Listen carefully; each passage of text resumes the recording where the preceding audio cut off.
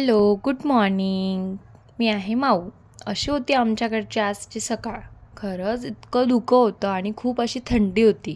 मग इथे मस्तपैकी यांचं आवरून दिलं आणि छान असं चहा घेतली. मग नंतर बेडरूममध्ये आली. बेडरूममधले सगळं अंथरूण क्लीन केलं. त्यानंतर कपड्यांच्या घड्या केल्या. सकाळची सुरुवात पण कशी असते ना, नाही का? नुसते कामं असतात. आणि खरंच दुपार किती निवांत असते. ते पण केव्हा? जेव्हा आपण सकाळची सर्व काही कामं आवरून घेऊ तेव्हा. असो, या ठिकाणी मस्त असे छान कपड्यांच्या घड्या घालून घेतल्या. बाहेर बघितलं तर सकाळच्या धुक्यानंतर इतकं छान असं कडक ऊन पडलेलं होतं. असं म्हणतात की सकाळी जितकं जास्त धुकं तितकं जास्त दिवसभर ऊन पडतं. चला म्हटलं, एवढं ऊन पडलंय, काहीतरी फायदा तर आपण त्याचा घेतलाच पाहिजे. मग या ठिकाणी मस्त अशी गादी उन्हात टाकून दिली. म्हटलं ही तरी तेवढी कडक अशी उन्हामध्ये सुकेल. मग माझं लक्ष माझ्या फुलावर गेलं. इतकं सुंदर असं सदाफुलचं इतकं छान फूल आलेलं होतं. खरंच खूप मस्त होतं ते. आणि त्यानंतर मग पिल्लूची गर्दी. तिला मस्त या ठिकाणी झोपवून घेतलं आणि मग म्हटले चला किचनमधलं आवरून घ्यावा. मग किचन छान असं स्वच्छ करून घेतला. जितके भांडे होते तितके धुवायला घेऊन घेतले. सगळे भांडे असे छान त्या ठिकाणी घासून घेतले.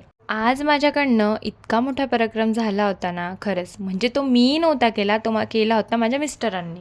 त्यांनी मला न सांगता गॅसवर दूध तापवायला ठेवून दिलं आणि त्यांना कुणाचा तरी कॉल आला. ते तसंच बाहेर निघून गेले आणि मी इकडे पिल्लूला खेळवत होती आणि तिला झोपवत होती. त्यामुळे मी तर काही बघितलंच नाही की गॅसवर त्यांनी काय ठेवलं आहे, काय नाही. त्यामुळे सगळं दूध असं उतू गेलं आणि ते पूर्ण असं पातेल्याला चिटकून गेलं.